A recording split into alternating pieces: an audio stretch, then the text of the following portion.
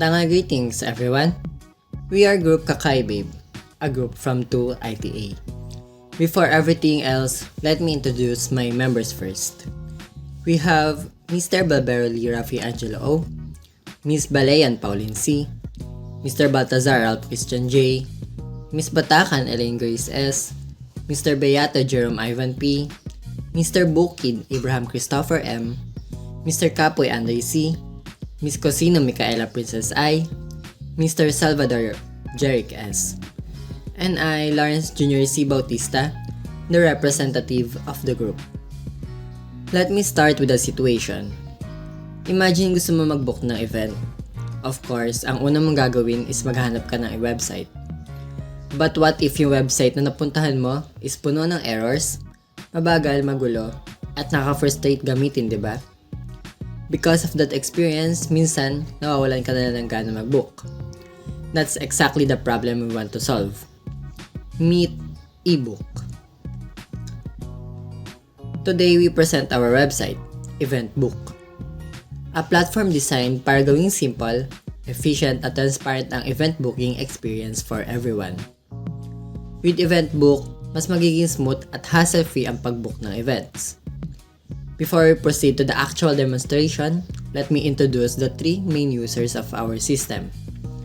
First, we have the admin. Siya yung may-ari, full control sa website, responsible sa pag-manage at pag-monitor ng buong system. Second, the organizer. Siya naman ang nagki-create at nagmamanage ng events. And lastly, the user. Sila yung nagbabrowse at nagbubook ng events sa website. Now that you understand the users of the system, let's proceed to the actual demonstration.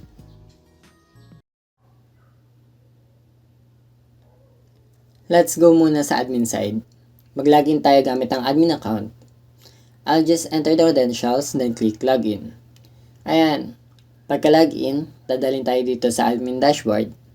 Makikita natin agad yung real-time stats tulad ng total events, total bookings, revenue at occupancy rate. Lahat ng importanteng information nasa isang screen lang, so hindi na kailangan magpalipat-lipat ng maraming tabs. Everything is already in one place, which makes it very convenient, right?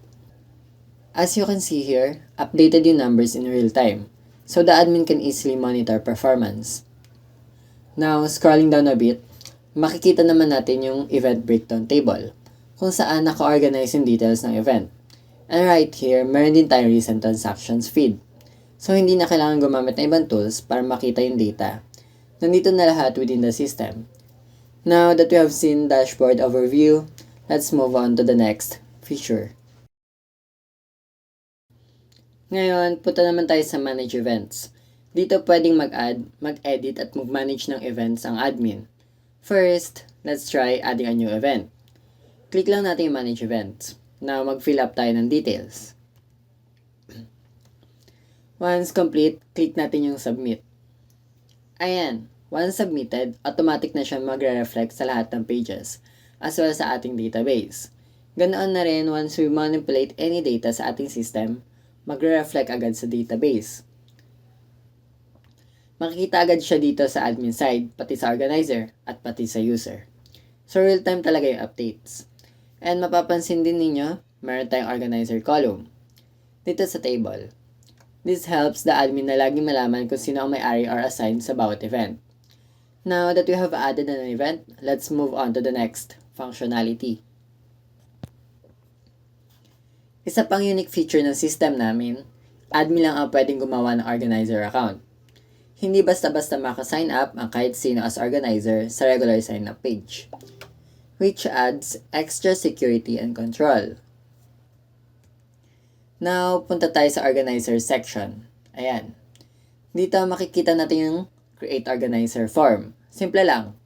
In-input lang ng admin ang pangalan, email, phone number at password. Then click create organizer. And just like that, meron agad tayong organizer account. Makikita rin dito ang organizer accounts table, yung lahat ng existing organizers. And if needed, may option din ng admin to delete organizer accounts for better management. Now that we have seen how organizers are managed, let's move on to the next feature. Okay, ngayon naman shift tayo sa organizer side. Mag-logout muna tayo as admin. Ayan. Now, maglalagin naman tayo as organizer. I'll just enter email, organizer@example.com, and the password, then click login. Welcome sa organizer dashboard. Makikita natin dito yung stats, but this time personalized na siya. Ibig sabihin, ang makikita lang ng organizer ay yung own events niya. Hindi lahat ng events sa system. Now, punta tayo sa My Events tab. Dito, makikita yung list ng events na ginawa ng organizer. From here, pwede siya mag-add ng bagong event, mag-edit, or mag-delete. And everything is reflected in the database. Pero take note, yung sarili niya lang na events ang pwede niyang i-manage. Now, alright. Ngayon naman punta tayo sa isa sa pinaka-exciting na feature for the organizer, ang Transactions tab. I-click natin yung Transactions. Sa organizer sidebar, dito makikita ng organizer lahat ng bookings na ginawa ng customer para sa kanyang events. Complete details na agad, from customer name, event name, seat number, hanggang sa total amount na binayaran. At meron din tayong receipt button. Kapag kinlik ito, lalabas yung isang detailed receipt model. Makikita dito lahat ng important information, booking details, payment info, at pati na rin yung organizer contact details. And hindi lang yan, may print button pa. So, pwedeng i-print ng organizer yung receipt for documentation or record keeping. With that, kompleto na yung transaction, tracking ng organizer, from booking hanggang receipt. At ngayon naman, ipapakita natin ang pinaka-importante, ang user experience. Magla-logout muna tayo as organizer, then magla-login or magsa-sign up naman tayo as a regular customer. Mapupunta tayo sa user dashboard. Dito, makikita yung lahat ng available events, complete details na rin like event name, category, date, time, venue, at price. So, very easy siya i-browse at maintindihan kahit first-time user. Meron din tayong search bar. Pwede mag-type ng event name, venue, or category. And automatic siya mag-filter in real time, so mas mabilis makahanap ng specific event. Kaya overall, smooth at user-friendly talaga yung experience for customer. Ngayon naman, mag-click tayo ng isang event para makita ang full details. I-click natin yung View Details button. Dito sa Event Details page, makikita natin yung full event description. At ito yung isa sa mga bagong features. Visible na ngayon ang pangalan at contact info ng organizer. So, kung may questions or concern yung user, alam na agad kung sino yung pwedeng i-contact. Next, punta tayo sa Seat Selector. Interactive ito. Makikita mo kung alin yung available, occupied, at kung alin yung napili mo na. Click ka na lang preferred seats mo. Mapapansin din na habang nagsiselect ka, automatic nag-update yung total price in real time. Kapag okay na yung selected seats mo, i-click mo lang yung proceed to checkout para mag-continue na sa booking process. Ngayon naman, nandito na tayo sa checkout page. Makikita dito yung complete booking summary, event name, date, time, venue, selected seats, and yung total amount. Kapag ready ka na, i-click natin yung confirm. Pagkatapos, lalabas yung payment model. Dito, pwede kang pumili ng payment method, like GCash, Maya, bank transfer, credit card, or cash. For this demo, pipiliin natin yung GCash. Maglalagay lang tayo ng sample number at name. Then, i-click natin yung pay. And ayan, payment successful. Lalabas yung success model with complete booking summary. From here, pwede mong i-click yung view bookings para makita lahat ng bookings mo in one place. Ngayon naman, punta tayo sa My Bookings page. Dito makikita ng user lahat ng kanyang bookings, whether confirmed, cancelled, or refunded. Complete details na rin bawat booking, kaya madaling i-track yung status at info. Makikita rin dito yung booking cards with corresponding status badge. For confirmed bookings, may option na view ticket. I-click natin ito, and ito na yung ticket page.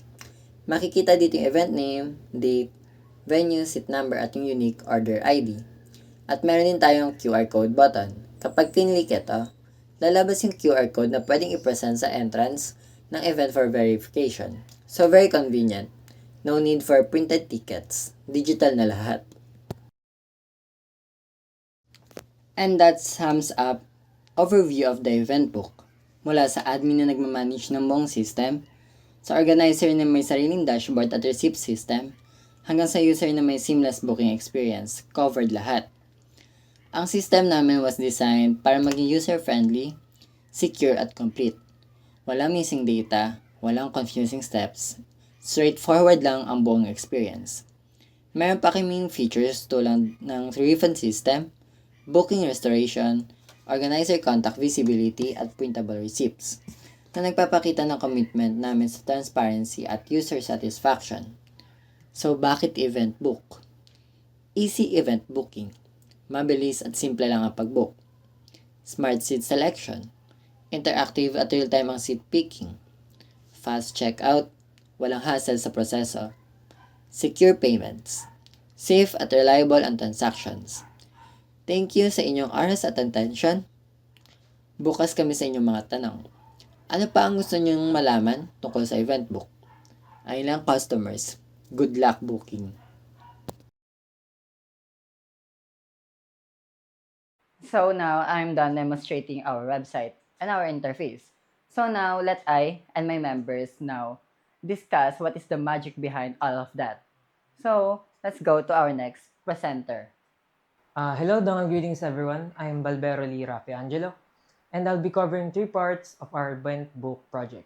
So the database schema, the landing page, and the forgot password feature. So let's get started. First, let's talk about the foundation of our entire system, the eventbook.sql.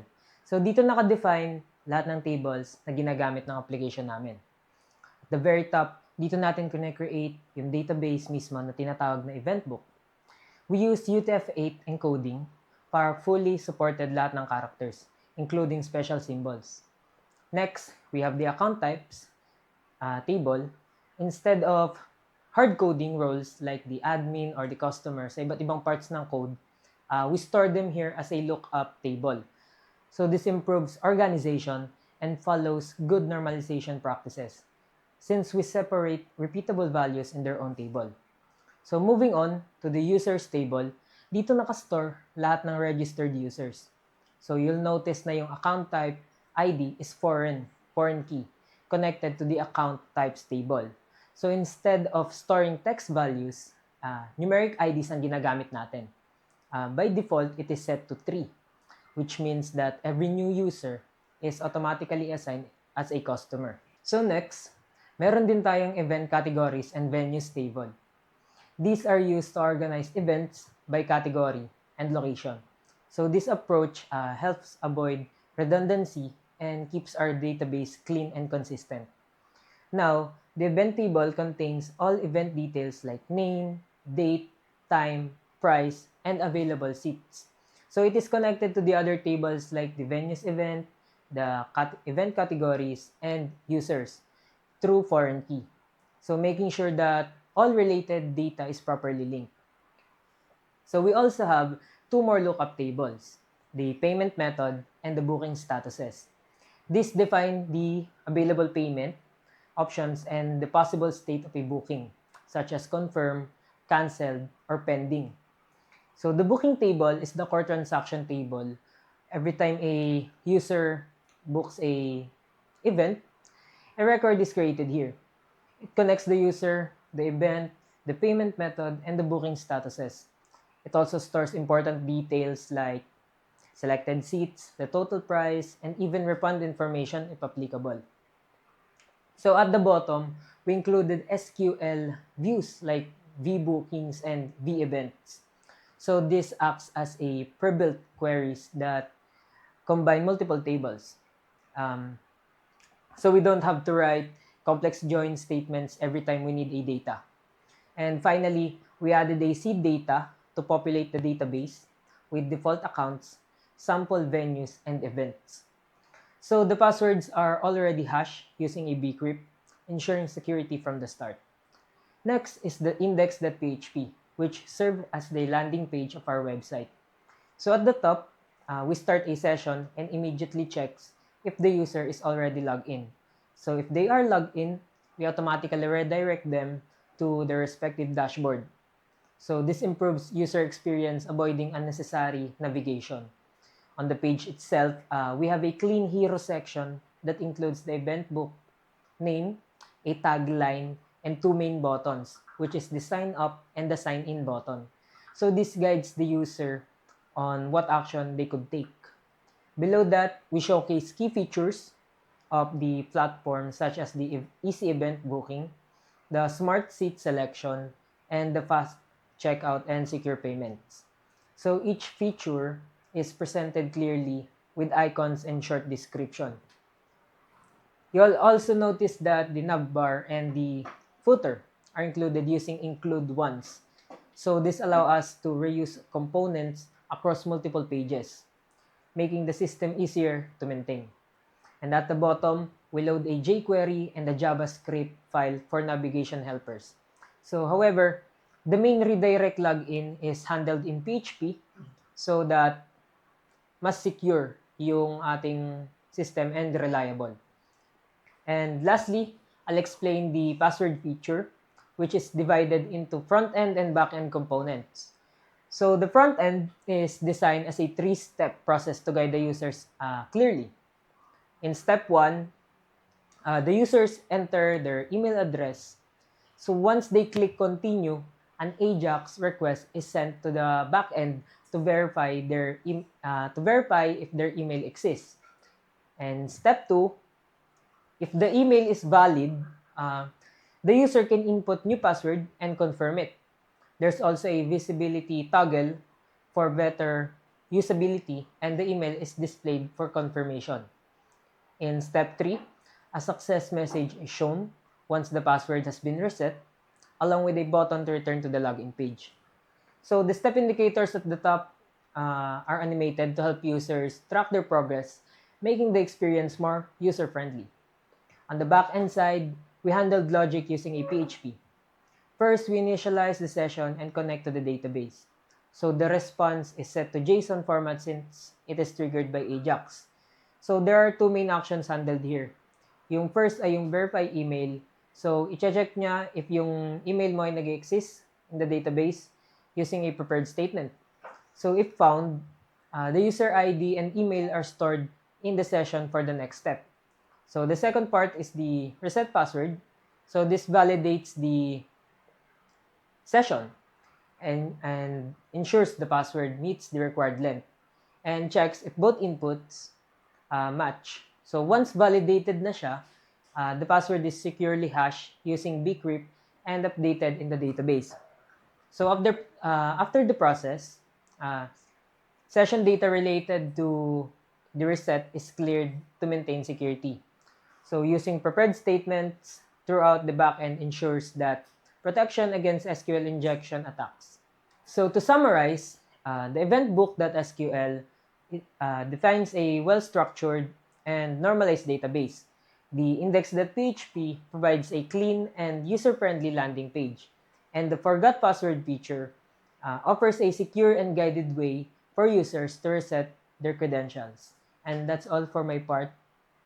Dangal greetings, Sir Janus. I am Balayan Pauline, and I will be discussing some of the front-end files of our system, Event Book. So, as my group mates have already discussed some parts of the front-end, I'll be covering the files that were specifically assigned to me. So, before anything else, let me give a quick overview ng folder structure para meron tayong idea kung saan exactly yung mga files na itatackle ko ngayon. So we have authentication for login and sign up, admin for the admin dashboard, organizer for the organizer controls, user for the customer dashboard and profile page, and events for the event details page. So each file is PHP. So basically, it's a mix of server-side logic and HTML, which means the same files handles both the backend, session, checking, and the actual UI na nakikita ng user. So with that, let's go through each of my files. First one is the signup.php. So, una mo nating tignan yung signup.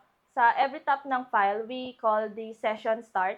Tapos, may condition agad kung nakalagin ka na, like may laman na yung session user ID, you get redirected to the user dashboard. Like, bakit ka pa magsa-sign up kung naka-login ka na, di ba? And now, pababa tayo sa HTML form. It collects 4 fields lang, yung full name, email, password, at confirm password. Wala namang account type drop-down dito kasi by default, lahat ng nagsisign up sa mga ganito is customer lang. And then, mapapansin natin yung eye icon sa password fields. That's the visibility toggle. So, when you click it, nagko-call siya ng toggle password na method, which basically switches the input type between password and text. So, very standard user experience siya, pero super importante. And then lastly, the form has an ID for sign up form. At yun yung hinahandle ng signup.js via jQuery Ajax. So, no page reload, like seamless lang yung experience. So, next up is the login PHP. So again, session start muna. Tapos, nire-require natin yung mga database connection file. Now, if the user is already logged in, meron tayong PHP match statement na nag-check ng account type. And based doon, i-redirect ka sa tamang dashboard. So, kung admin, mapupunta ka sa admin dashboard. Kung organizer, sa organizer dashboard. And yung default na customer, papunta sa user dashboard. So, one login page lang siya with 3 destinations. So, yung form itself is super minimal. Like, email and password lang. So, no account type selector kasi the role is automatically detected from the database. So, this is a deliberate design choice. User don't have to think about what role they are and the system figures it out for them. So, meron din tayo ditong remember me checkbox din and yung forgot password link para complete yung experience. And like sign up, the submission is handled by login.js via jQuery. So again, no full page reload. And now, let's go to the admin dashboard.php. So this one is like the most complex sa lahat. Kasi sa very top, we check the session and specifically yung account type must be admin. Kasi kung hindi, redirect agad sa login. So this is what we call a security gate. And it appears in all dashboards, so not just this one. And yung layout is classic sidebar plus yung main content setup. So yung sidebar has 7 navigation buttons: dashboard, manage events, transaction, users, organizers, and profile at logout. So each button has a unique ID, and JavaScript uses those IDs to show and hide the corresponding section. So basically, it's a single page feel without actually being a single page app. So sa main content area, lahat ng tabs and pre-rendered as hidden divs. So the dashboard tab has 6 stat cards. So total events, total bookings, total revenue, available seats, book seats, at occupancy rate. And lahat dynamically loaded via Ajax from the backend. So below that, meron tayong event breakdown table and recent transaction panel. Ang Manage Events tab has a form para sa adding ng editing events. Fields include name, category, date, time, venue, price per seat, total seats, at description. So kapag nag-edit ka, nagpe-prefill yung form at nagpapakita ng update and cancel buttons instead of the register button. So, super user-friendly niya. And then, yung transactions tab, it shows all bookings across all events. And user tab show all registered customer. At yung organizer tab, this one is unique. It has a form to create organizer's account directly. Plus, yung table of existing organizer. So, like, yung admin literally creates organizer accounts from here. So, next naman is yung organizer dashboard.php. So, structurally, it's very similar sa admin, but more limited in scope. Session check requires organizer as the account type, otherwise redirect to login. So, same security gate pattern. So, yung sidebar is mas slimmer, like yung dashboard and my events, transaction, profile, and logout lang. So, walang user or organizer tabs. Kasi the organizer can only manage their own stuff. Hindi sila pwedeng mag-manage ng ibang user. So now, yung pinaka-interesting part dito is yung event revenue report modal. So, kapag na-trigger to, it pops up and shows a full breakdown ng isang specific event. like yung total seats, confirmed bookings, available seats, occupancy rate, gross revenue, refunded amount, canceled bookings, at yung net revenue. So, may table pa ng individual confirmed bookings per customer. And then, meron ding print button para makapag-print ng physical report. And then, meron din tayong booking receipt modal din. When you open a specific transaction, lalabas yung receipt showing customer info, full event details, seat number, payment methods, total price, and organizer contact details. So, both models are pre-built sa HTML at JavaScript. So, ayun yung nagtatagal ng visibility. Like, super polished ng pag-present niya. So, next naman is yung user dashboard.php. And this is honestly the simplest ng lahat ng files. Like, after the session check, we do a quick database query para i-fetch yung full name at email ng current user. Yun lang, simple na query lang siya. And yung HTML is mostly a greeting, a search bar, and an empty div with the ID card container. So, bakit siya empty? Kasi the events are loaded dynamically by user dashboard.js via Ajax. So, when the page loads, yung JavaScript yung magpa-fetch ng mga available events from the backend and i-render them as clickable cards. And yung search bar, real-time filtering lang siya as you type. Nagpi-filter agad yung mga cards. So, clicking a cards bring you to the event detail page.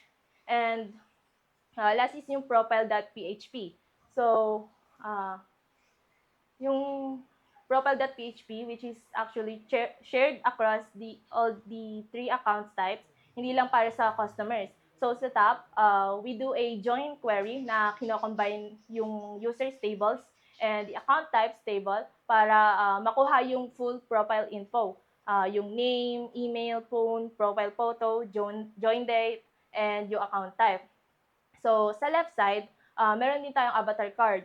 Kung may profile photo yung user, lalabas yung actual image. Kung wala naman, meron siyang placeholder na div na nagpapakita ng first letter ng kanyang pangalan. So, yung camera icon is actually a label na nakalink sa isang hidden file input. So, kapag pinindot mo siya, mag-open yung file picker. Tapos, the preview photo method function immediately shows a preview of the selected image bago pa man ma-save. So, sa right side, may edit form para sa name, email, at phone. So, merong password change section din. It asks for the current password first bago ka makapag-set ng bago, which is proper security practice.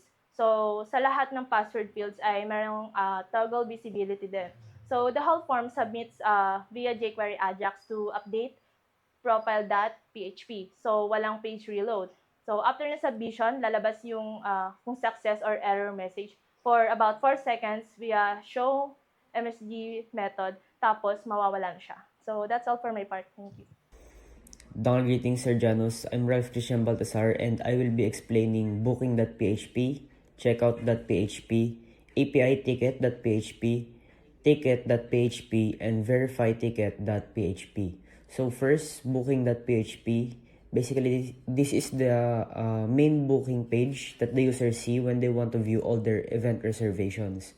So at the very top, it starts a session and connects it to the database using db.php file from the backend folder.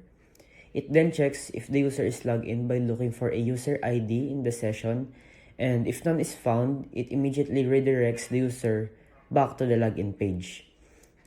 Then, the page sets a title and loads the shared header and navbar using PHP include statements to keep the layout consistent across the site. The main content area has a heading that says My Bookings and a container div where the actual list of bookings will appear. Instead of loading bookings directly from PHP, this container starts with a simple loading message, then relies on the booking.js JavaScript file loaded at the bottom to fetch and display the bookings dynamically. The page also includes a refund modal that is hidden by default and only appears when the user chooses to refund a booking. This modal contains a drop-down for selecting the refund method such as GCash, Maya, or bank transfer, along with input fields for the account number and account name. There are two buttons inside the modal to either confirm or cancel the refund. At the bottom of the page, there is also a small inline script that checks the URL for a query parameter called registered.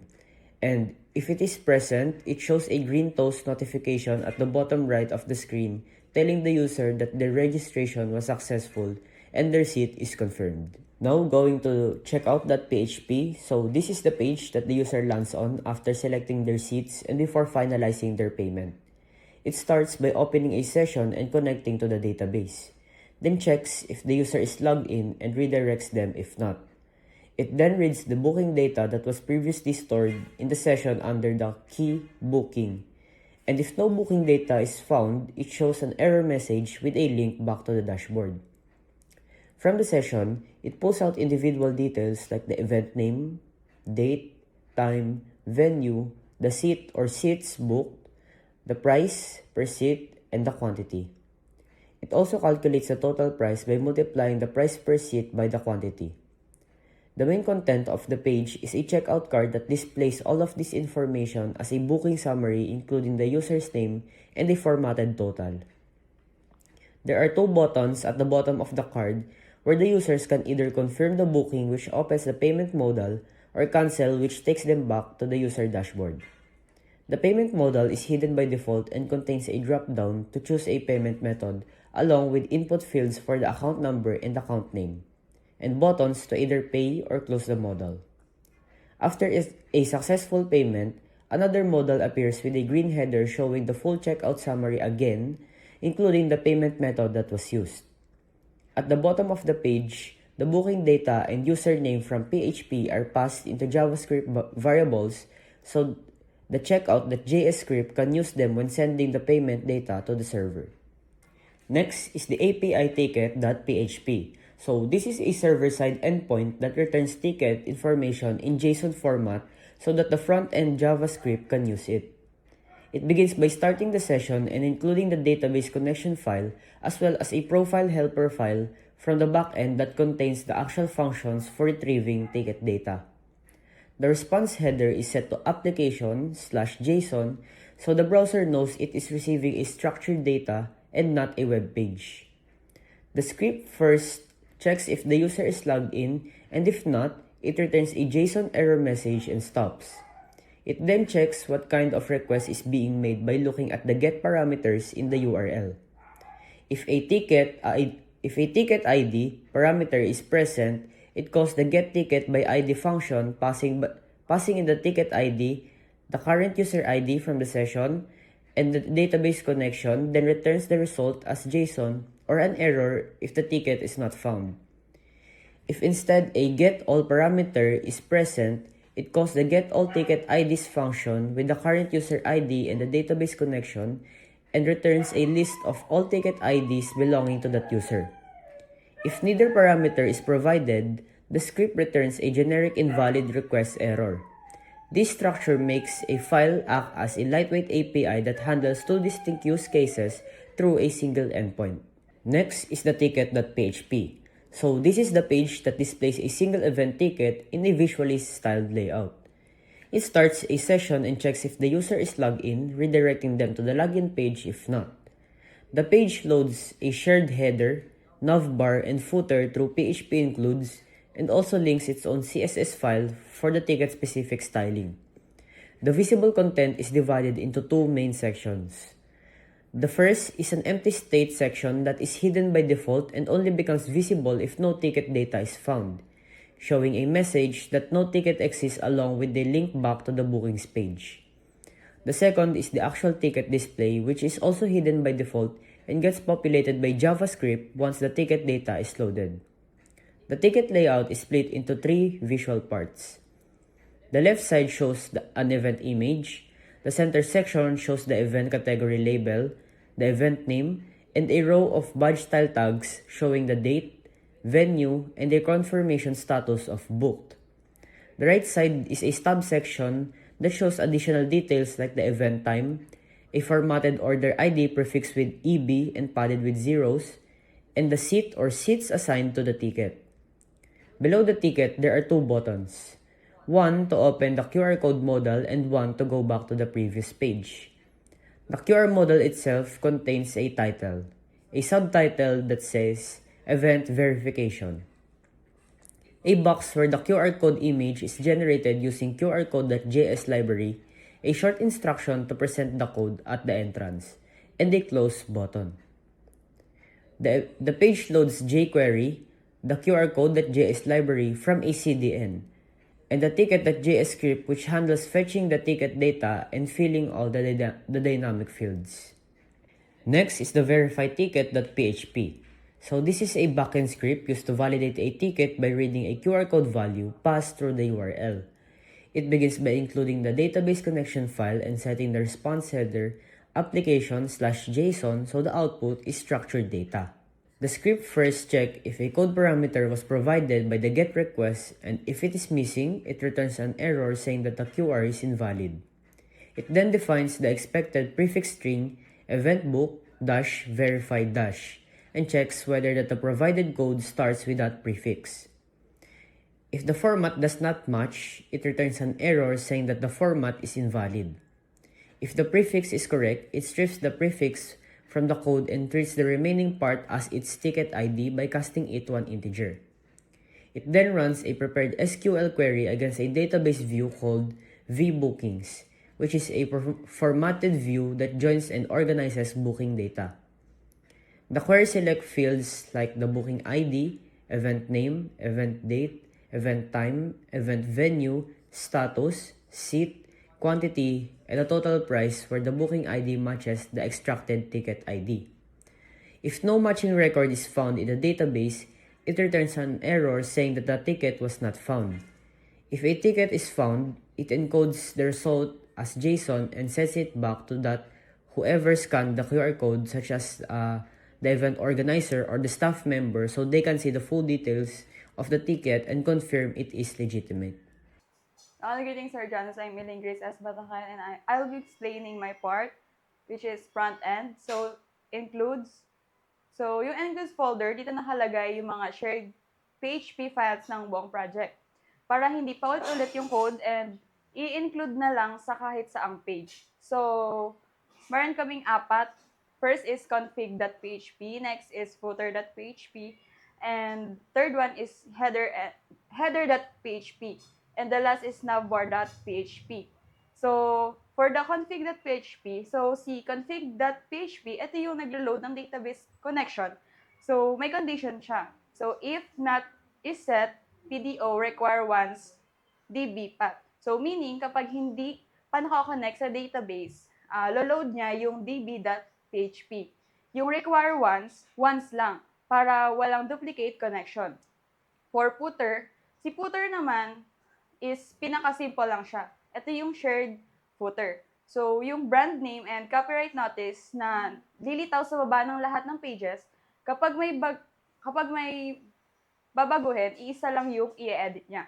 So, for header.php, si header.php, ito yung shared head block ng lahat ng pages. So, naglalagay ng doc type, charset, view, port, title, and fonts.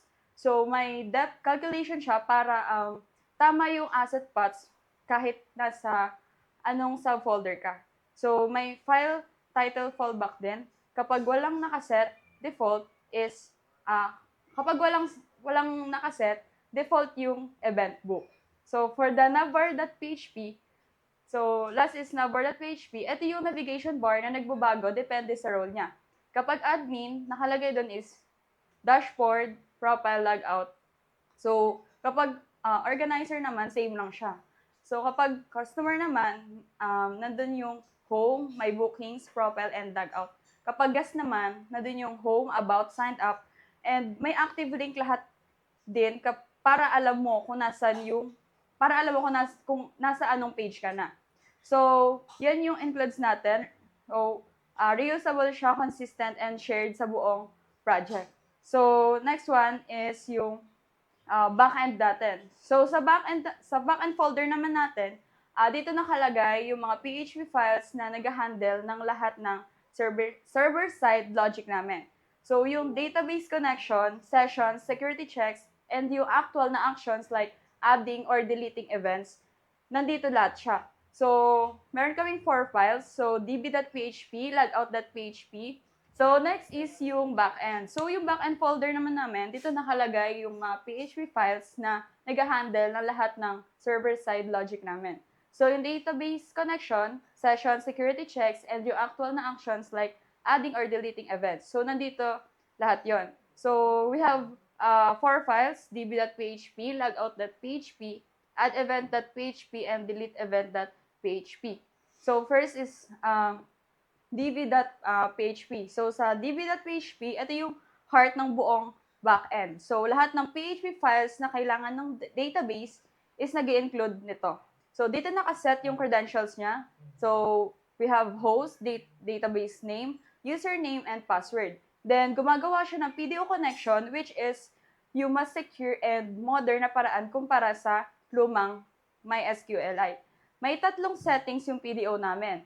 First is error mode, fetch mode, and emulate prepares. So, this makes sure na safe and consistent yung lahat ng database queries namin.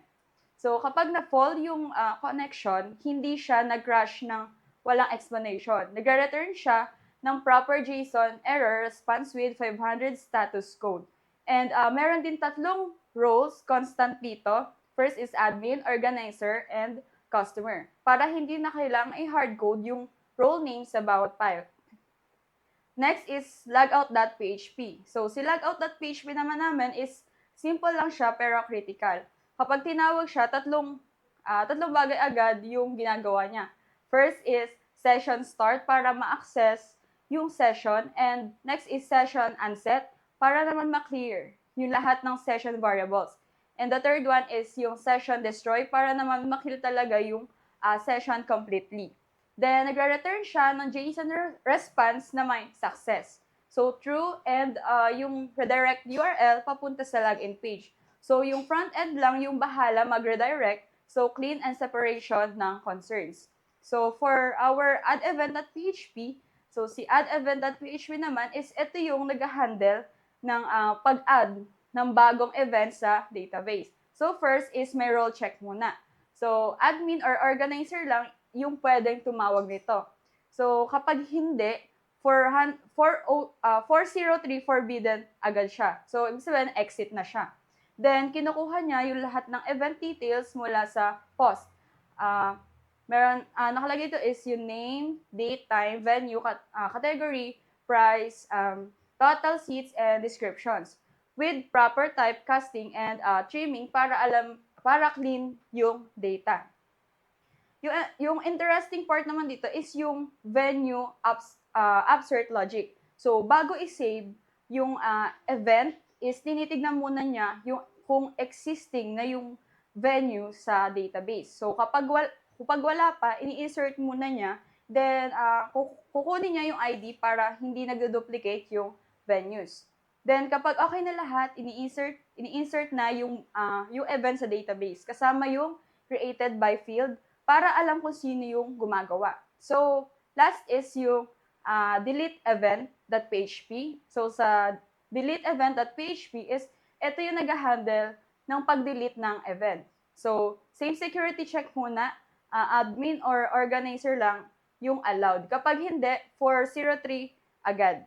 Yung key difference dito is yung role-based or ownership check. Kapag admin, pwede siya mag-delete ng kahit anong event. So, full control siya. Kapag organizer naman, tinitignan muna ng system kung siya ba talaga yung created by ng event na yon. So, kapag hindi niya gawa, exit agad siya. Then, kapag pass na yung lahat ng checks, dinidelete na yung event sa database and nagre-return ng success response. So, yun, that's all for my part. So, greetings po.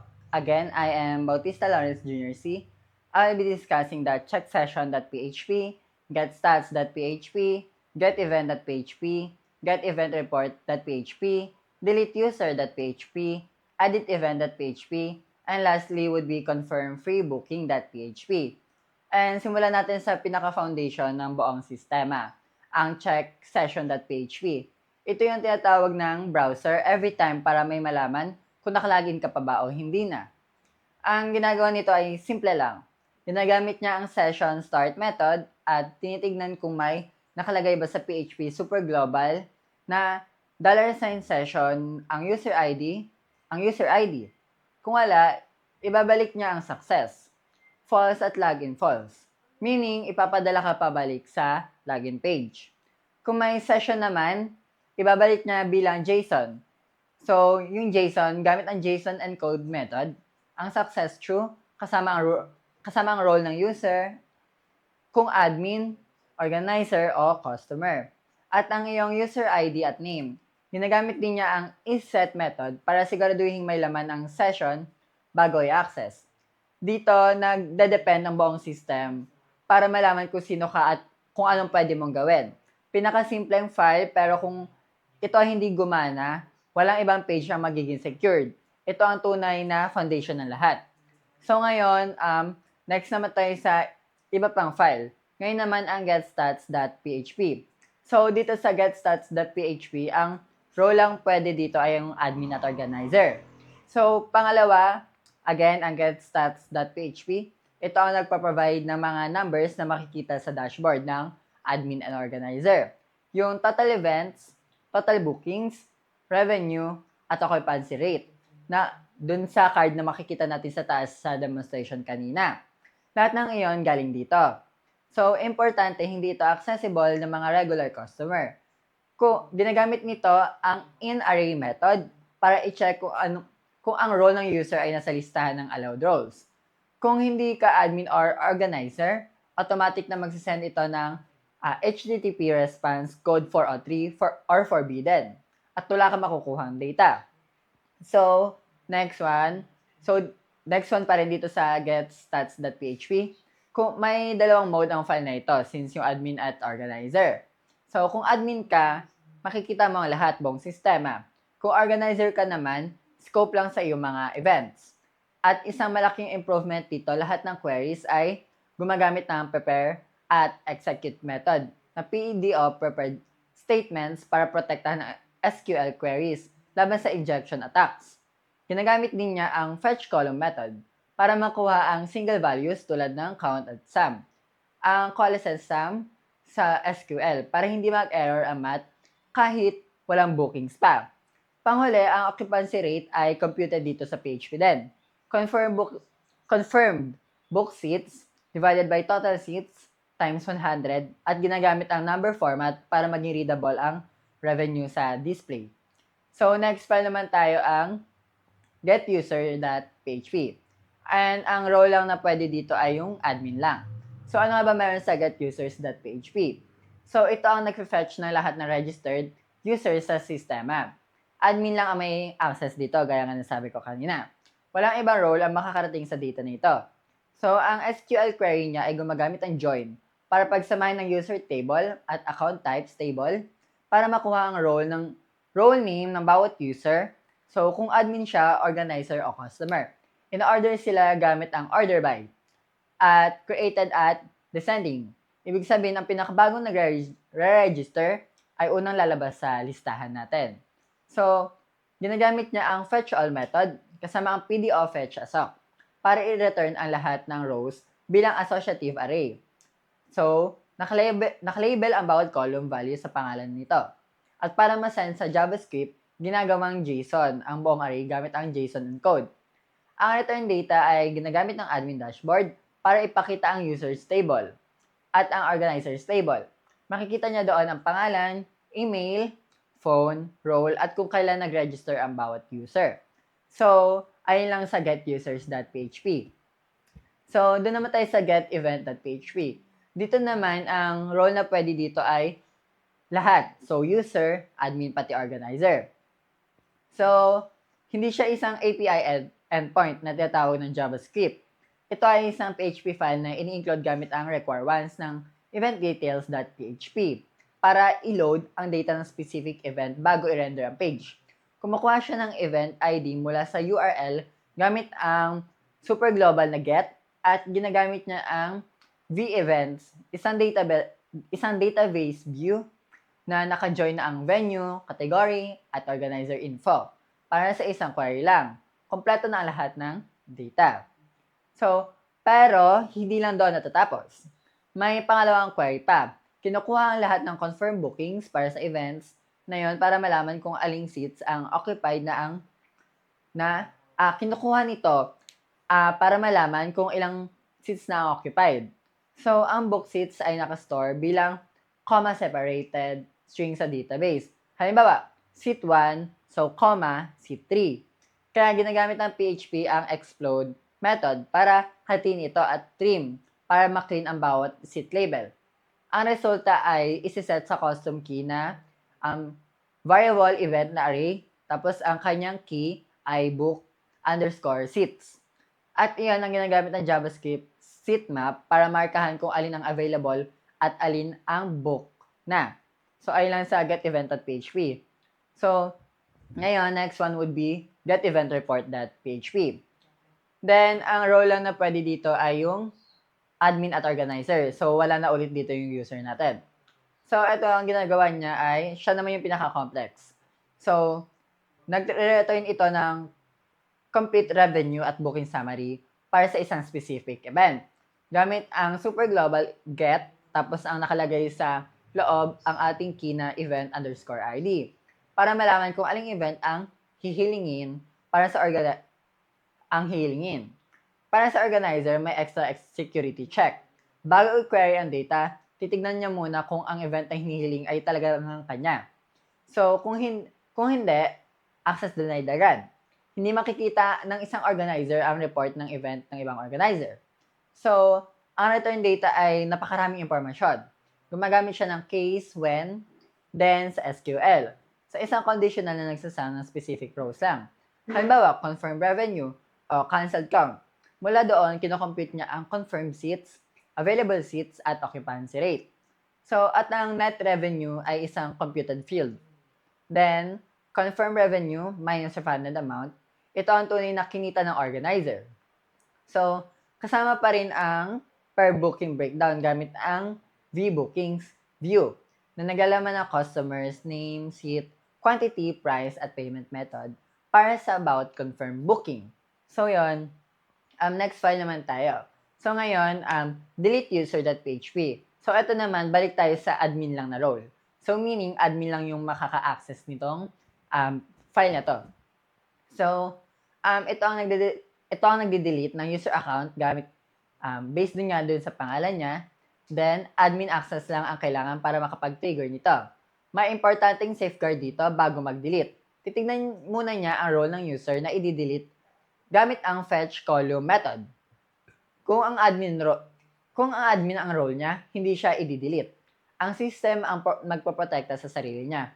Hindi pwedeng ma-delete ang admin ng ibang admin para maiwasan ang accidental lockout.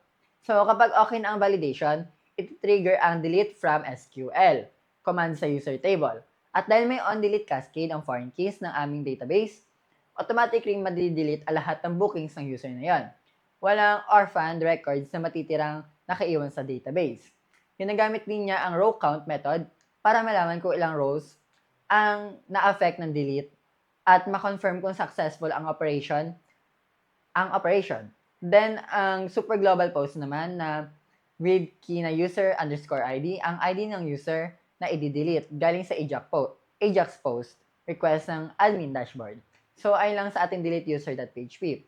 So, next one naman ang ating edit event.php. So, dito naman ay syempre, sino nga ba ang may kakayahang mag-add ng event? Walang iba kundi admin at organizer. Kaya sila yung may access sa ganitong file. So, ginagamit ito kapag nag-edit syempre ng existing event. Yan. Tinatanggap niya ang bagong values para sa event name, date, time, venue, category, price, total seats, at description. Lahat ng text inputs ay idadaan muna sa trim para ma-remove ang extra spaces bago i-save sa database. At ginagamit din ang PHP typecasting, then float para sa price at int para sa total or integer para sa total seats para masigurado na tama ang data type bago i-query. So, ma-interesting sa logic na ito para sa venue. Ginagamit niya ang isang venue upset pattern, then hanapin muna niya ang venue by name. Kung hindi pa siya exist, gagawa siya ng bago. Then, automatic ang venue management. hindi mo kailangan mag-manually manage ng venues. Then yun, para sa organizer, may extra ownership validation din ito. Titignan niya muna gamit ang created by, check kung ang event na i-edit ay talagang kanya bago payagan ang update set query. Then, isang backend file lang. Dalawang role ang gumagamit ito. May built-in role check para sa dalawa. So, next file would be my last part, which is confirmfreebooking.php. So, ito, bale, ang may pinaka-access and ang makikita dito ay yung para sa customer. So, ito ang nag-handle ng registration para sa mga libreng events. Since, di ba, merong tayong events kanina sa demonstration natin na 0 lang naman. So, yung mga event ng price ay 0 pesos. So, bakit kailangan ng separate file? Kasi sa paid events, ang flow ay selected seat, save pending, tapos pupunta ka sa checkout, then bayad. Tapos confirm, syempre. Sa free events, walang payment. Kailangan namin ng shortcut para ma-confirm agad ang booking nang hindi dadaan sa checkout page. So, may triple verification dito. Una, sinusuri niya kung nakalagay ng user gamit ang super global na session. Pangalawa, tinitingnan kung ikaw ay may-ari ng booking. Pangatlo, may price na 0. May price equals to 0 condition sa SQL. Sinisigurado na ang bookings ay para talaga sa free event bago i-confirm. So, kasama rin ang isFree flag bilang post parameter para ma-validate na talaga ng free registration ang request. Kung pumasa ang lahat ng to, yung tatlong condition natin, ina-update niya ang status ng booking mula pending patungong confirm. Ang transition na ito ang nagsisilbing official na confirmation. Isineset din ang account name bilang free registration at account number bilang NA para malinaw na libre ito. At sa huli, ginagamit ang unset method. Then sa loob ng unset method natin ay merong super global session and yung kanyang key ay booking para ma-clear ang session booking data. Then, para hindi na magamit ulit ang lumang data na yan. So, kinakalabasan sa user side, pag click ng register button, agad na lumilitaw sa may booking sa bilang confirm. Walang checkout and walang bayad namang nangyari. So, meaning libre lang talaga. Nagagawa ito lahat ng confirm freebooking.php. So, again, I am Bautista Lawrence Jr. and that will be all from my part. I hope you guys understand something. Dangal greetings everyone, I'm Jerome Ivan Beato and today I will be presenting the other back-end functionalities of our system, namely the forgotpassword.php, login.php, signature.php, booking.php, cancelbooking.php, and checkout.php. To start with, let's go to the forgot password functionality. This PHP file ang nagmamanage ng forgot password functionality gamit ang two-step process and nakadepend ito sa action parameter na pinapasa from the front end. So, first step, which is verify_email, niretrieve muna nito yung email input. Then, chinecheck kung empty. After that, gumagamit ito ng prepared statement para i-query ang database at hanapin kung existing yung email sa users table. Kapag nahanap, sinesave nito ang user_id at email sa session variables like reset user ID at reset email, which will be used to the next step. Sa second step naman, which is reset underscore password, chinecheck muna kung may existing session para maiwasan yung expired or yung invalid request. Then, binavalidate ang new password na dapat at least 8 characters and dapat match siya sa confirm password. Kapag valid, ginagamit ang password underscore hash method para ma-secure yung password bago i-update sa database using prepared statement. After successful na update, ina-unset ang session variables para secure at hindi na magamit ulit. All responses are returned in JSON format para madaling ma-handle sa front end using Ajax. Now that we've covered account recovery, let's move to the login process. This PHP file ang nag-handle ng login authentication and strictly tumatanggap lang ng post request. Kinukuha nito yung email at password, tinitrim at chinecheck kung empty. Gumagamit ito ng prepared statement with join query para makuha hindi lang yung user data kundi pati yung account type mula sa account_types table. After fetching the user, ginagamit ang password_verify method para i-compare ang input password sa hash password sa database. Pag successful, nagre-regenerate ito ng session ID using session regenerate ID true for security against session fixation. Then, sineset ang multiple session variables like user_ID, user_name, email, at account_type. Ginagamit din ang match statement para dynamically ma-determine ang tamang direct path depende sa role, like yung admin, organizer, or user, instead of hard-coding multiple conditions. May try-catch block din na nag-handle ng database errors, and all responses are JSON formatted. After login, syempre kailangan muna ng account. So let's proceed to registration. This PHP file ang nagmamanage ng user registration with step-by-step validation. Una, chinecheck kung post request. Then, kumukuha ang input like full name, email, password, at confirm password. May validation for required fields. Email format using filter_var. Password length na minimum 8 characters at password matching. After validation, chinecheck muna kung existing na yung email gamit ang select query para maiwasan ang duplicate accounts. Pag wala pang existing, ginagamit ang password_hash method to securely store the password. Then, kumukuha ang account type ID for customer mula sa account_types table with fallback value kung sakaling wala. Finally, ini-insert ang bagong user sa database gamit ang prepared statement. Lahat ng responses ay naka-JSON format with success, flag, and message. Now that we have authentication covered, let's move to the booking-related functionalities. This PHP file ang nagre-return ng bookings ng current login user. And gumagamit ito ng session validation to ensure authorized access. Instead of querying multiple tables manually, gumagamit ito ng database view na v_bookings, which already contains joined and formatted data tulad ng event name, date,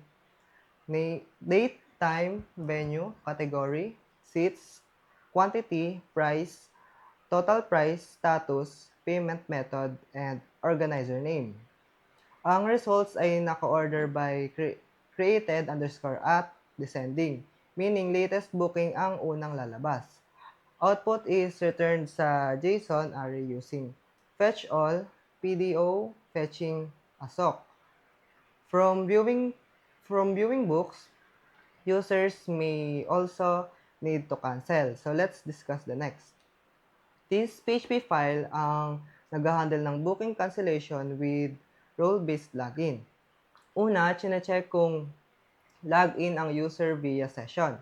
Then, kinukuha ang booking ID either from booking_ID or booking ID para flexible sa front-end naming. Kinukuha nito ang status ID for cancellation and confirm mula sa booking_statuses table with fallback values kung sakaling wala. Pagdating sa update logic, gumagamit ito ng conditional handling based sa role. If admin or organizer, pwede nilang i-cancel kahit anong booking basta confirm. If regular user, pwede lang nilang i-cancel yung sariling booking. Ina-update lang ang booking kung ang current status ay confirmed para maiwasan ng multiple cancellations. After execution, chinecheck ang row count method para malaman kung successful ang update. Then nag-return ng JSON response. Finally, let's move to the checkout process. This PHP file ang nagmamanage ng checkout process at medyo complex siya dahil may dalawang possible flow. Una, chinecheck kung login ang user at kung kompleto ang payment details tulad ng payment method, account number, at account name. Then, chinecheck kung may existing booking sa session. If meron, mas priority ang session booking kaysa post-booking ID para mas secure at consistent. Kinukuha nito ang payment method ID mula sa payment underscore methods table at ang confirmed status ID mula sa booking underscore statuses. If may existing booking ID, ina-update nito ang booking record. Meaning from pending, magiging confirm siya kasama ang payment details. If wala namang, fallback login siya kung saan nag-insert ng bagong booking gamit ang session data like event underscore ID, seat, quantity, price at total price. After successful transaction, ina-unset ang session booking para maiwasan ng duplicate transactions. Then, nagbabalik ito ng JSON response kasama ang final booking ID. And that concludes the backend functionalities that I am assigned to present. Thank you. Greetings, Sir Janus. I'm Abraham Christopher M. Buid. So, let's proceed sa get all bookings na PHP. So, dito sa file na to yung file na to is responsible siya sa pagkuha ng lahat ng booking records and yung pag-return nito sa JSON. Nagsisimula ito sa session start na function para ma-access yung session ng current user. Tapos, ini-include yung db.php para makuha yung database connection gamit ang PBO. Then, bago siya gumawa ng kahit anong query, mag-check muna siya ng authorization. Kinukuha niya yung session account type para malaman kung ano ba yung role ng user. So, kapag hindi naka-login or hindi admin or organizer ang role, agad siyang magre-return ng 403 status code at empty array dun sa site. Then, ititigan niya na yung execution. Ginagawa ito para hindi ma-access ng unauthorized user yung booking ng data. Kapag valid yung role, saka siya magde-decide kung anong query ang gagamitin. Kung admin, simple na select from v_bookings kung saan yung bookings ay isang view na naka-join na ang iba't ibang tables para kompleto and readable yung data. Tapos kapag organizer naman, may additional na join sa events table at may condition na e.created by, tas yung placeholder, gamit yung kanilang user ID. Ibig sabihin, may kita lang nila yung bookings ng event na sila yung mismong gumawa. Parehong naka-order yung results gamit yung created at descending para latest bookings yung unang lalabas. Lahat ng ito, naka-wrap siya into try-catch para kung may error, hindi siya magka-crash sa system and instead, magre-return siya ng empty array with 500 status. Next is sa refundbooking.php. Yung file na ito is para siya sa processing ng refund request ng customer. Then, nagsisimula ito sa pag-check kung merong active session at kung wala, agad siyang magre-return ng failure response.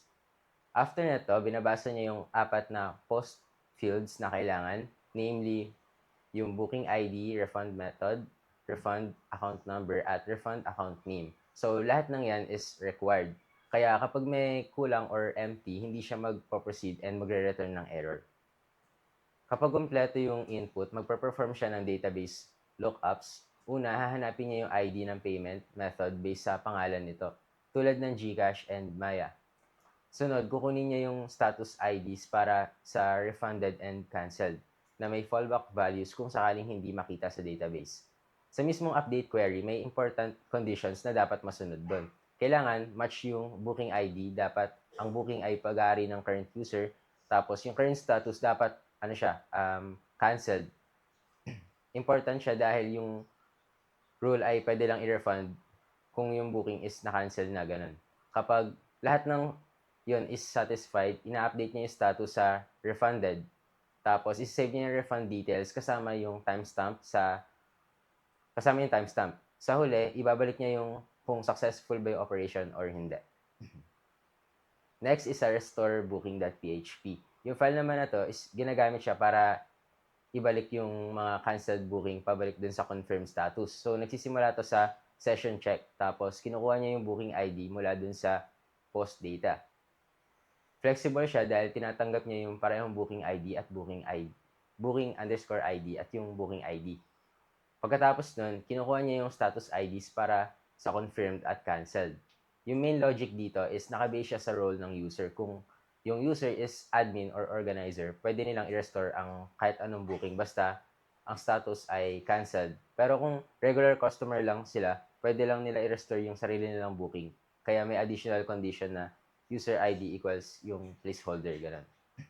Kapag may na-update na record, ibig sabihin, successful na yung restore. Kung wala naman, ibig sabihin, maaaring hindi existing yung booking or hindi siya nasa canceled state. Proceed naman tayo sa save pending booking.php. So, ito yung nag-handle kapag tapos nang pumili ng seats yung user at papunta na sa checkout. Kinukuha nito yung iba't ibang post values tulad ng event ID, selected seats, quantity, price, and iba pang mga event details. May basic validation din na chine-check kung may event ID at seats. Kapag valid, kinukuha niya yung status ID para sa pending at nag-i-insert siya ng bagong booking sa database kasama ang user ID, event ID, seat details, quantity price, and yung total price. After nung insertion, ginagamit yung $PBO last insert ID na function para makuha yung ID ng bagong booking. Important siya na sinesave din yung bagong booking details sa session booking kasi merong critical part doon na ginagamit para sa checkout page para malaman kung ano yung babayaran ng user without needing another database query. So, sa dulo, nagre-return siya ng JSON response na may success status at booking ID. Next is sa deleteBooking.php. Ito naman yung ginagamit para sa permanent deletion ng booking. Nisisimula ito sa login check. Pagkatapos ay kinukuha yung booking ID mula dun sa post data na pwedeng booking ID or yung booking underscore ID o yung mismong booking ID lang. Kinukuha muna yung status ng ID ng refunded sa delete query. May 3 conditions na kailangan masunod. Kailangan match yung booking ID, match yung user ID ng current user, at yung status ay dapat refunded. Ibig sabihin, hindi siya basta-basta pwedeng ma-delete ng booking. Kailangan dumaan muna siya sa refund process. Ginagawa siya para maiwasan yung accidental deletion or misuse ng system. Kapag successful yung deletion, magre-return siya ng success message at kung hindi, ibig sabihin, hindi valid o hindi eligible ang booking. Next is yung sa getCategories.php. Ito yung pinaka-simple sa lahat. Hindi ito nangangailangan ng login dahil event categories is nasa public data. Nag-i-include siya ng database connection, nag-set siya ng JSON header, and nag-run ng query na kumukuha ng ID at name mula sa event categories table na naka-order alphabetically. Ang result ay binabalik bilang JSON array, so naka-try catch din siya. Kaya kung may error, hindi nito pinapakita yung error details at nagre-return lang siya ng empty array. Hello, Dangal greetings, Sir Janus. I am Andre C. Capoy, and I am here to discuss the getEvents.php, getEvent.php, and the searchEvents.php. So, for the getEvents.php, this is the primary events listing endpoint. So, it connects to the database and queries the vEvents view, joining it with the bookings and booking statuses tables to calculate how many confirmed seats have been booked for each event. So, basically, it supports 3 modes depending on what query parameters are passed. If an ID is provided, it returns a single event matching that ID. So, if an organizer ID is provided, it filters the results to show only events created by that specific organizer. And if neither is provided, it simply returns all events in every case. So, results are ordered by event date in the sending order and returned as a JSON array. So, next is the getEvent.php. So, this is a more detailed single event lookup script. So, given an event ID via the query string, it first fetches the full event and record from the vEvents view. And if the event is found, it performs a second query to retrieve all the seat labels from confirmed bookings associated with that event. So, since seats may be stored as comma-separated strings in the bookings table, the script splits each value, trims white spaces, and collects them into a flat array. And then, the book seats array is then attached directly to the event data before it is returned. Unlikely the two other scripts, this one does not set a JSON header or echo a response itself. Therefore, it is designed to be included by another script that will use the resulting event variable. So, for the next one is the search events.php. This basically handles keyword-based event searching.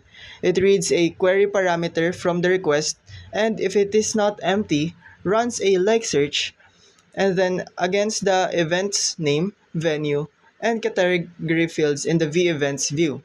So, similar to getEvents.php, it also computes the confirmed book seat count per event through the same join logic. So, these results are grouped by event ID and sorted by event date, and then returned as a JSON array. So, if the query string is empty or an exception occurs, it safely returns an empty array instead of an error. And for the backend users, so we have first the profile.php. So this .php defines two reusable helper functions for retrieving booking and ticket data tied to a specific user.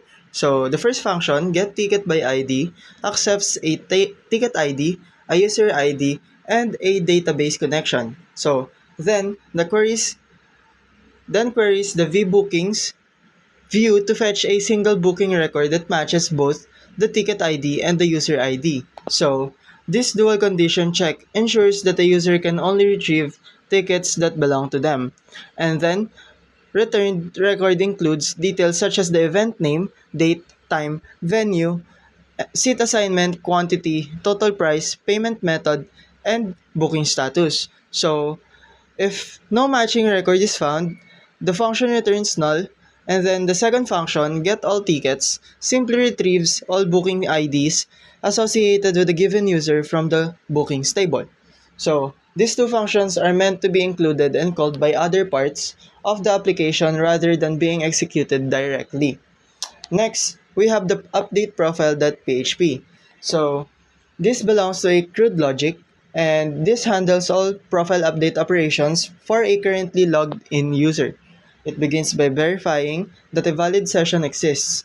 If no user ID is found in the session, it immediately returns an error response, and then collects the submitted form data, including the user's full name, email, phone number, and optionally a new password and profile photo.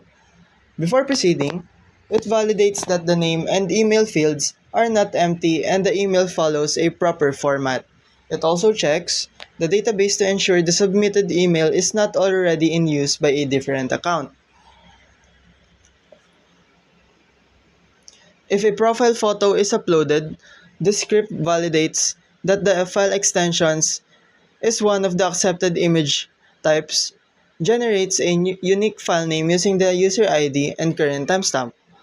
Then, it saves the file to the server's avatar upload directory. So, if the user wants to change their password, the script enforces a minimum length of 8 characters, confirms that the new password and confirmation match. So, and then verifies the current password against the stored hash before hashing and applying the new one. And all applicable fields, such as name, email, phone, and optionally password and photo, are then updated in the user's table in a single array. And then, with the session variables for the user's name and the email refresh accordingly, a success response is returned upon completion, or an error message if anything goes wrong. That's all for my part. Thank you. Nangal greetings. I'm Micaela Princess Icosino. So I will be the one to to discuss the actual code for the other parts of the JavaScript, which are admin-dashboard.js, booking.js, checkout.js, and event.js. So for admin-dashboard.js, ito yung nagpapatakbo ng buong admin dashboard. So una, mayroong check authentication methods, which is nagfe-fetch siya sa checksession.php. Kapag hindi admin yung nagla-login, nire-redirect nito yung user sa login page. So, wala nang other entry. Then, yung load admin state method naman, ginagamit niya yung promise.all method para sabay-sabay na i-fetch yung mga stats, events, and bookings. So, hindi na magkakaroon ng hintayan isa-isa sa data, and then magiging mas mabilis yung system. And then, may 4 siyang tables, which is event breakdown, recent activity, manage events, and manage transaction. Sa manage events, kaya ng admin na mag-add, mag-edit, at mag-delete ng event.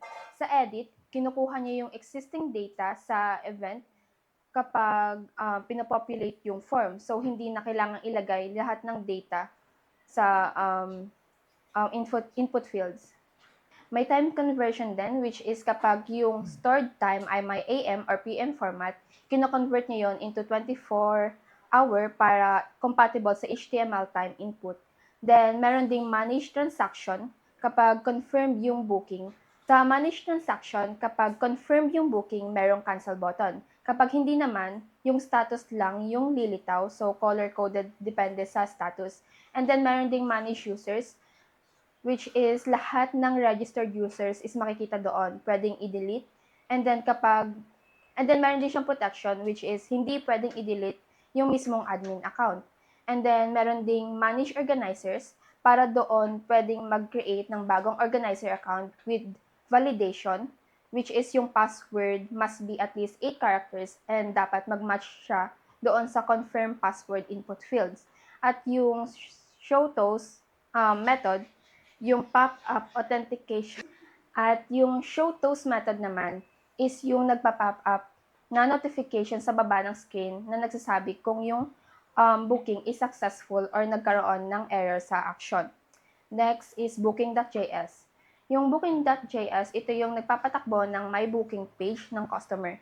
Kapag nag-open ng page, agad na ilo-load yung booking via Ajax. So, bawat booking card may action buttons na nagbabago depende sa status. Kapag confirmed, cancel and view ticket yung button na makikita. Kapag canceled, restore at refund button yung makikita. And then, kapag refunded, delete button lang yung makikita doon sa system. So, yung refund flow, kapag pinindot, lalabas yung modal. Kailangan mag-input ng refund method, account number na at least 10 digits at account name. Kapag valid lahat ng ipopost sa refundbooking.php, mapupunta naman sa ESC HTML, which is helper function para isanitize yung strings before i-render sa HTML para walang XSS attacks. Next is checkout.js. Yung checkout.js naman, ito yung nag-handle sa payment process. Una, may IIFE, which is yung immediate execution ng function na nagche-check kung may booking data na nagpapasa mula sa PHP. So kapag wala, nire-redirect nito yung user agad sa dashboard. And then next yung validate payment form method, which is tinitignan niya yung 3 bagay. Una, yung kung may napili bang payment method si user. Pangalawa, yung account number, which is yun nga, kailangan 10 to 16 digits. And pangatlo, yung account name na dapat hindi naka-blank lang. Kapag may nag-fail naman sa 3, magre-return ng false yung system at hindi matutuloy yung payment. Kapag valid, ipopost yung payload sa checkout PHP.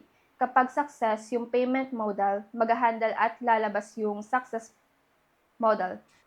Kapag valid, ipopost yung payload sa checkout.php na file. Kapag success, yung payment modal is mag-hide at lalabas yung success modal na notification. Then, meron ding window.newBookingID para i-store yung return booking ID para magamit sa view ticket button. And then last, close payment method, which is merong confirmation pa bago mag-close para hindi basta-basta mawala yung seat selection ni user. And last, yung event.js. Event.js, ito yung nagpapatakbo ng seat selection, which is first yung generate seat layout method niya, yung gumagawa ng seat elements dynamically based sa total seats ng event. Yung mga nandoon na book seats array. Binibigyan niya ng book class para. So last, event.js, which is yung nagpapatakbo ng seat selection. So first, yung generate seat layout method, yung gumagawa ng seat element dynamically based sa total seats ng event. Yung mga nandoon is nakalagay sa book seats array, which is binibigyan niya ng kulay depende sa kung available, green, kung selected, orange, and kung occupied na is red. Next naman, yung select seat method. Kapag nag-click ng seat toggle, so select seat method, kapag naman na-click yung select seat method, itatoggle, ang mangyayari is magtatoggle. So, meaning kapag wala pang selected class, idadagdag doon sa system. Kapag meron na, aalisin. Tapos yung selected seats array naman is i-update niya accordingly. Then, yung calculate total price method naman is yung selected seats that length times seat price, which is, so, yung calculate total price method naman is yung calculation ng selected seat that length times seat price, which is real-time na nagko-compute habang pumipili si user. And then yung process to checkout method naman is yung way or kapag may selected seats, gagawin niyang seat labels yung IDs like seat 1 or seat 2. Tapos, ipopost niya sa save pending booking.php via form data. Kapag success, i-redirect niya si user sa checkout page. And last, yung window.onload. Yung window.onload is hihintayin niya muna na fully loaded ang mga page bago i-call ang generate seat layout method para sure na nandoon na yung DOM elements bago siya mag-manipulate. And that's all for my part. Dangal greetings. I'm Jeric Salvador and I'm going to explain the organizer dashboard, user dashboard, ticket, sign up, login, forget password, and index JavaScript file. So for organizer dashboard, itong file na to yung nagmamanage ng organizer dashboard by handling authentication para siguradong organizer role users lang ang may access sa page. After that, dinadynamically nitong niloload ang dashboard data tulad ng bookings, revenue, at seat statistics mula sa backend gamit ang organizer session ID. Nagre-render din ito ng real-time UI updates tulad ng event breakdowns, recent booking activity, at transaction records na nakafilter sa sariling events ng organizer. Supported din nito na ang full CRUD operation for events such as adding, editing, at deleting. Kasama ang booking cancellation, input validation, at confirmation prompts. May kasama rin itong revenue report modal na may print support, receipt viewing, toast notification, form resetting, navigation switching, at data sanitation helpers kaya smooth ang interaction between organizer interface at backend services. And for user dashboard, itong file na to yung nagmamanage ng user dashboard by validating the session pag-load pa lang at nire-redirect ang admin at organizer roles sa respective dashboards nila para ma-maintain ang proper access control. And after nito, nagfe-fetch at nagre-render ito ng available events bilang interactive cards na may category, date, time, venue, at price. Kasama ang real-time search na hindi na kailangan ng page reload.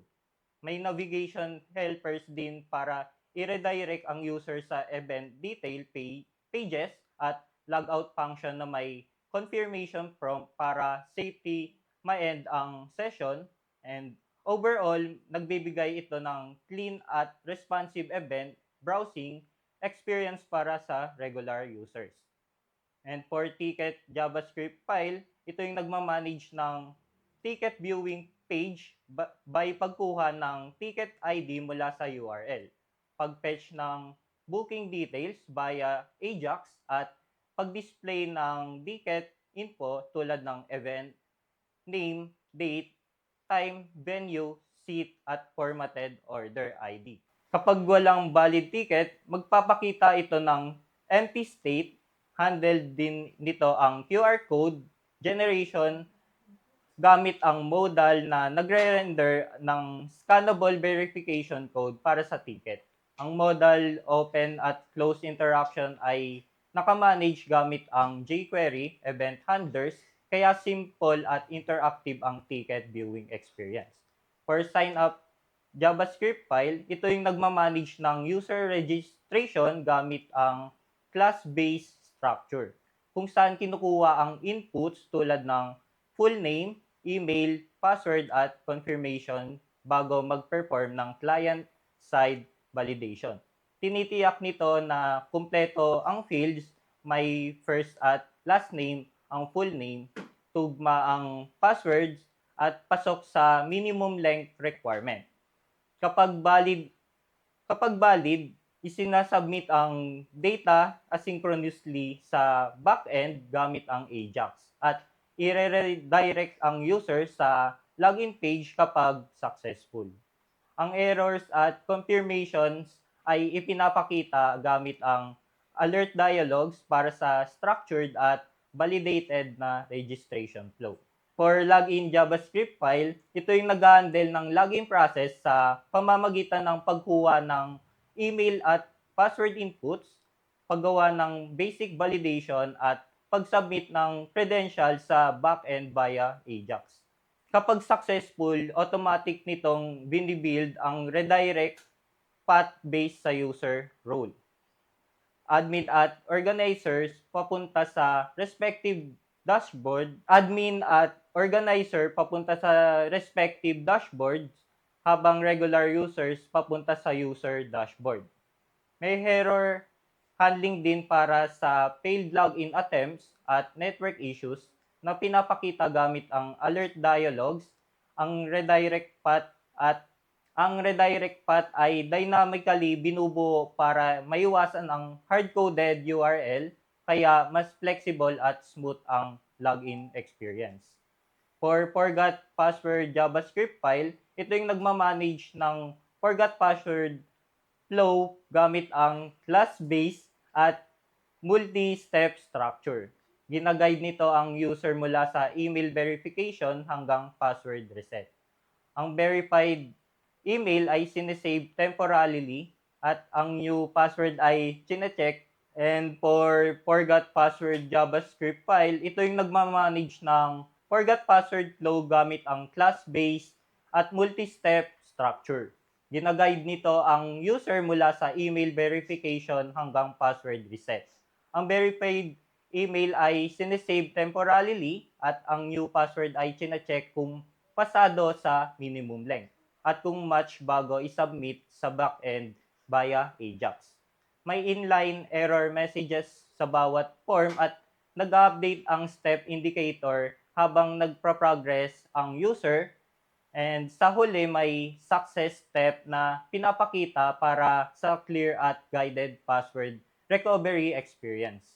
And for functions for index JavaScript file, ito ay isang lightweight helper para sa landing page na may dalawang simple functions para i-redirect ang users sa login at registration pages.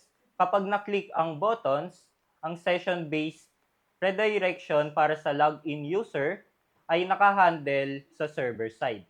Overall, minimal ang role nito at nagsisilbing support sa server-driven index page para manatiling malinis at organized ang landing page logic.